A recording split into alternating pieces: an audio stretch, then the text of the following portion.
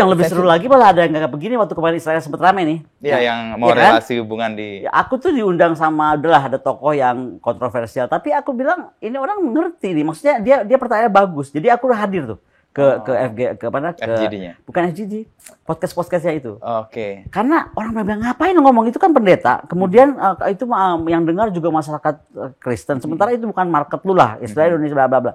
Aku bilang, loh, justru kalau lu mau ngerti Israel, lu mesti baca Bible. Nggak mungkin lu ngerti Israel kalau lu nggak mau baca Bible atau nganggap Bible itu haram. Gimana mau baca? Nah, justru aku berani ke sana gitu. Dan orang si pastor juga kaget kok Bu Koni mau diundang. Kan dia bilang gini, Bu Koni, saya tuh memberanikan diri mau nggak gitu. Iya. Tapi malah sekarang saya ngerasa jadi banyak teman. Saya kemana aja kalau kemarin cuma siapa, sekarang saya kemana aja orang negur. Ya. Iya, yang maksud aku yang kan ketawa-ketawa, yang mereka tuh kaget karena terima kasih ya kita jadi lebih ngerti Israel gitu. Keluasan jaringan dan pertemanan Bu Koni sih tercermin di rumah ini sih. Banyak sekali tanda atau simbol yang menunjukkan Bu Koni ternyata kaya dengan pengalaman entah spiritual, pengalaman intelektual, dan pengalaman-pengalaman yang kita nggak bisa mengkategorikan ya. Mungkin karena Mami juga pertama gini, keluarga Mami itu Katolik. Jadi saya tuh sampai umur berapa tuh masih jadi Bunda Maria. Jadi kalau acara-acara... Aku jadi Bunda Maria, kita sekolah minggu kan. Nah, ya. Tapi papi saya itu, kakek saya itu pendiri Muhammadiyah di Gorontalo. Jadi kalau sekarang ke Gorontalo ada masjid tua yang kubah makam itu masih kayak Arab, masih bulat. Yaitu my grandfather. Nah, jadi lucu banget lah. Itu jadi kecil juga aku ada keluargaku yang... Crossing gitu ya? Yang bilang, wah lu musyrik lu gitu. Ada juga. Terus aku inget banget waktu aku kecil itu kan, nenek kan umur 9 tahun kita masih sholat kan. Sementara aku kalau tadi baru jadi Bunda Maria, sekarang aku mesti sholat. Jadi udah aja gue sholat, itu ada Bunda Maria, di situ ada Yesus, ada semua gitu. Makanya aku kemana aja, nggak pernah ngerasa sendiri. Aku tuh kalau orang nanya, kamu traveling sendiri, aku kan jarang bawa ajudan atau bawa spree ya. Sendiri aja. Pernah ke Israel aku bawa aja, Indra sekarang dia udah dokter. Itu aku bawa karena risetnya capek kan, jadi aku mesti bawa researcher gitu. Tapi that's it. Yang lain aku mana-mana sendiri. Karena gitu aku pikir kalau ada apa-apa, I feel home. Iya, aku tinggal ada dong masih kita lagi sedihnya lah, ninggalin keluarga lah, ini ada masalah itu ini. Ya udah, ya gereja, ya aku masuk gereja aku berdoa. Gitu. Jadi nggak harus misalnya kan nggak selamanya juga kita siap dengan bawa alat sembahyang, dan aku sih nggak terlalu 5 waktu juga sih sholat tuh. Tapi aku selalu merasa that God is everywhere, tinggal aku ngomong aja.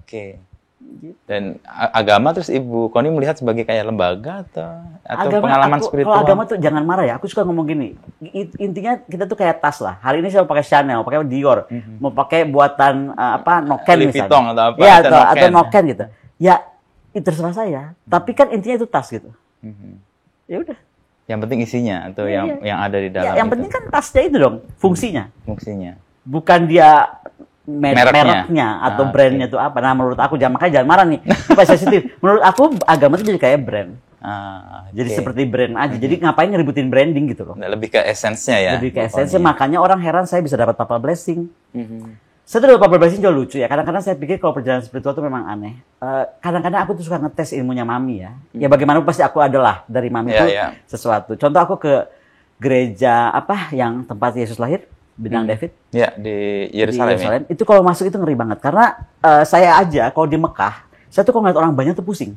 Pingsan. Jadi aku tuh kalau ke Mekah, kalau lagi mau tawaf, saya cari malam gitu. Nggak terlalu... Supaya agak longgar. Ya, bukan panas sih tapi longgar. Nah, kedua, karena nggak tahu orang banyak. Nah, ini kalau dilihat mau cium bintang David itu tuh dia kita turun kayak bolongan gitu. Ya kan? Dan itu orang mana padat banget. Kebayang gak sih udaranya pengap itu gereja ortodoks Afrika. Kan, ya? Jadi yang hitam udah deh pengap dengan dupa-dupa segala macam itu. Jadi satu hari tuh aku gimana ya gue pengen cium bintang David itu. Aku panggil teman aku bilang, lu pegang kamera ini ya. Gue sekarang mau cari pastornya. Ketemu pastornya kan. Pastor aku bilang, saya tuh pengen banget cium bintang David, tapi saya tuh nggak tahan. Turun di situ.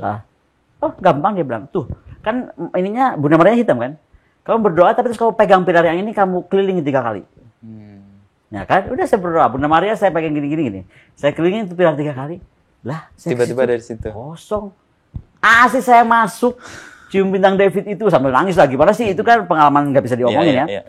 Dan di foto begitu selesai, emang Tuhan cuma pegang janjinya. Begitu selesai, orang masuk banyak lagi. Gitu. Jadi banyak lah. Kemudian ketika saya Villa de la Rosa ya, ada banyak hal lah. Ya ada orang yang percaya, sahabat saya juga nggak percaya Tuhan, soalnya ada kan saya punya sahabat yang nggak percaya Tuhan. Kalau aku bilang, yuk lu ke Yerusalem deh, susah. Kalau Yerusalem itu lebih kerasa menurut aku.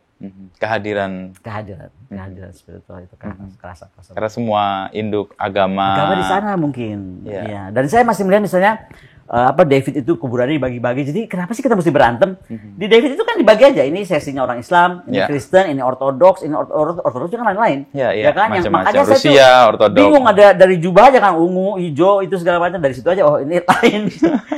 Mereka bisa berbagi gitu. Kenapa dunia nggak bisa berbagi? Itu bagian dari keresahan juga yang Ibu Koni ingin ungkapkan ya dengan perjalanan hidupnya selama ini ya. Kalau proses untuk kemudian menekuni dan yakin, kan tadi dari desain, seni gitu ya. Terus pertahanan lah ini jadi bidang saya. Itu kapan momentumnya? Momentumnya ya ketika itu kok resistensinya makin besar, kemudian saya malah makin menggali. Kemudian waktu penghargaan dari Kemlu itu, ketika buku saya malah di-launching di National Defense University. Dan kemudian memang buku saya yang pertama, Pertahanan Negara dan Postur TNI Ideal, itu jadi Bible-nya atau buku wajibnya TNI semua sampai hari ini kan. Ya kalaupun ada orang bikin lagi yang baru itu udah hampir menurut aku kayak cuma modified dari apa yang pernah saya cetuskan awal gitu. Dan saya senang-senang aja kan. Gitu. Jadi seru sih, seru dan makin tertantang aja, apalagi dengan konstelasi sekarang kan. Kalau ngomong soal pertahanan dunia ya, dari negara-negara yang sekarang punya kekuatan, sejauh mana sih kekuatan militer itu punya peran untuk eksistensi sebuah negara? Jadi disertasi aku tuh bicara bahwa disertasi aku tuh sebel kalau disertasi cuma kecil-kecil itu judulnya. Jadi ini juga kebadalan yang kedua. Jadi aku bilang sama Mas Wadi, Prof, aku mau ngelawan satu teorinya Klein. Ada yang nggak benar tuh teori. Wah, hebat banget lu ngelawan teori. Jadi taruh cerita besar. Jadi kan Klein itu punya teori bahwa element of national power itu ada ekonomi, militer, kemudian ada will atau kehendak negara itu, kemudian critical mass yaitu manusianya dan juga resource dan lain-lainnya gitu. Nah, menurut saya tapi dia bikin dalam kurung tuh si critical mass dan will. Jadi si ekonomi dan militernya itu dan dia tuh interventing. Nah, yang aku koreksi daripada Klein, ada pembaginya itu adalah the element of superpower.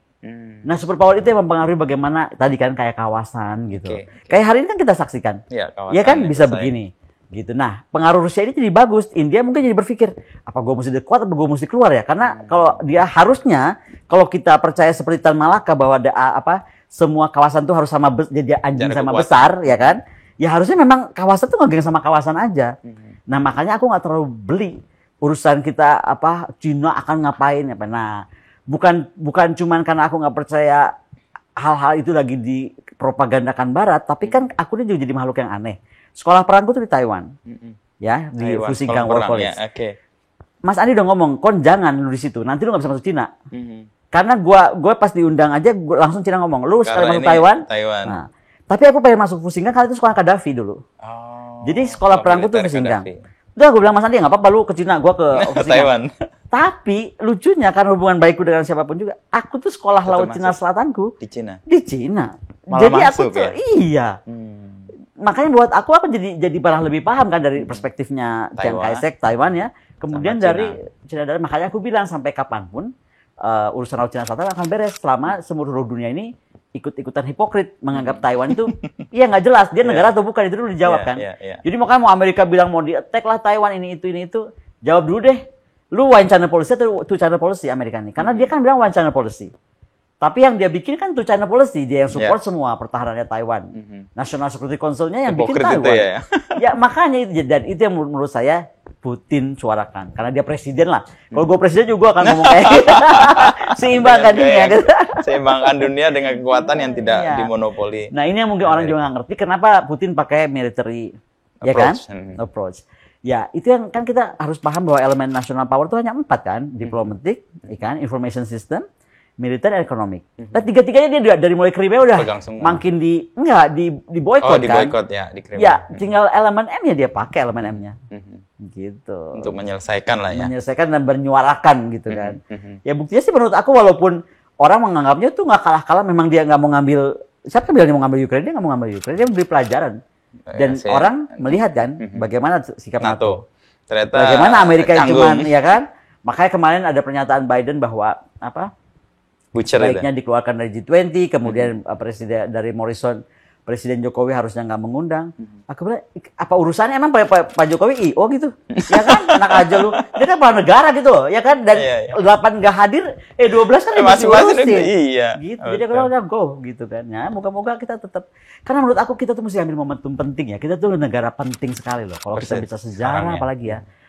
Saya tadi nggak suka sejarah loh, tapi ketika saya bilang, kenapa sih setiap saya bilang bahwa negeri loh, negara poros maritim itu harus begini, tentaranya begini, kemudian militernya begitu, kemudian industrinya begini, orang bilang pokoknya ngayal gitu.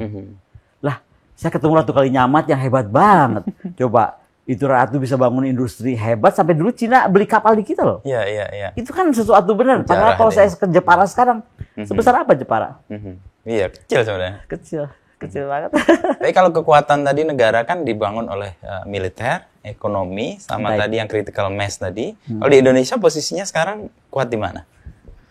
Saya tuh lagi pengen bikin, makanya orang selalu bilang kan kalau kita bicara anggaran pertahanan kecil, bersaing dengan pendidikan, atau lagi pendidikan harus diutamakan. Sebenarnya pendidikan diutamakan atau kesadaran ya? Karena kalau saya bilang sih kalau pendidikan tinggi pun, tapi dia nggak sadar, nggak belajar apa-apa juga. Mohon maaf ya, aku tuh banyak banget juga murid yang cuma pengen jadi dokter. Padahal dia nggak sadar mempelajari itu. Dia nggak sadar belajar itu, dan kenapa dia belajar itu. Hanya yang penting pokoknya S3 gitu. Makanya kalau saya ada orang mau S3 dan dia serius ya kayak Mas Hasto tadi contohnya, dia bener-bener belajar dan yang pasti tuh risetnya serius, yang sangat serius. Saya mah kan jadi sering orang kan bilang, lu ngapain PDIP sekarang gitu kan. Loh, saya itu nggak berpartai, saya ada di mana-mana, tapi nggak berarti saya juga berpartai kan. Tapi karena saya banyak baca dokumen yang nggak sebelumnya ketemu, tahu gitu. Ya sama seperti kenapa waktu saya penelitian S2, saya seringnya di gereja di Jogja tuh kelas apa tuh gerejanya Pak Soeharno kok ada tuh Katolik atau Ganjuran ya. Saya di sana kan ada itunya bagus loh perpustakaannya. Oh, Kota Baru bukan? Nggak tahu lah pokoknya yang gereja apa tuh yang ada Romo, semua Romo ngumpul di situ kok, Romo Harmoko, Soeharmoko, Romo semua. Iya, Kota Baru. Iya, Kota Baru ya. Ya udah. Di situ ada perpustakaan Polsane ya. Ya itu, aku kesana. Hariat Moko. Itu dosen pembimbing tesis saya. Oh iya, dan beliau itu yang meminta saya banyak belajar. Pak Hariat Moko itu yang pokoknya kamu baca dan kemana aja. Gitu. Jadi banyak saya tuh terinspirasi malah gitu, bahwa apa sih? Ya itu tadi ilmu tuh bisa dicari kemana aja dan kapan aja kita. Terus jangan pernah ngotak-ngotakin gitu. Makanya saya marah banget nih kalau ada orang ngomong, tapi kan udah deh, ada tapi-tapi deh. Pendidikan Ibu Koni menganggap itu sebuah kesadaran ya, penyadaran. Jadi bukan sekedar orang mengejar akademis, mengejar gelar. Buat itu apa? Kalau gelar tuh buat apa? Kalau mau gelar mah dari turunan mamiku juga aku pakai gelar. Ya kalau gelar-gelaran ya, pakai apa-apaan gitu. Kita enggak gitu. Dan kedua mungkin, tapi ini pengaruh, memang pendidikan di keluarga itu penting. Saya tuh kelas 2 SD, mami tuh udah nyuruh saya baca Victor Hugo. Ini loh, Les Miserables. Dulu Balai Pustaka tuh udah translasi Les Miserables tuh ke bahasa Indonesia. Iya. Jadi mami aku karya yang klasik banget. Bayangin Victor Hugo. Jadi waktu aku di Bolshoi, waktu aku tinggal di Moskow, kemudian aku lihat Les Miserables di Bolshoi itu, aduh. Karena dari kelas 2 aku udah tahu bagaimana Jean Valjean itu penderitaannya gitu loh. Buku-buku seperti itu udah aku baca. Mami itu wajib. Pada sebuah kapal, N. Hadini. Layar terkembang, coba bayangin. Mami kan sastrawan juga. Muridnya Habib Yasin. Pasti ya, dekat dengan hal-hal yang sifatnya seni dan sastra ya.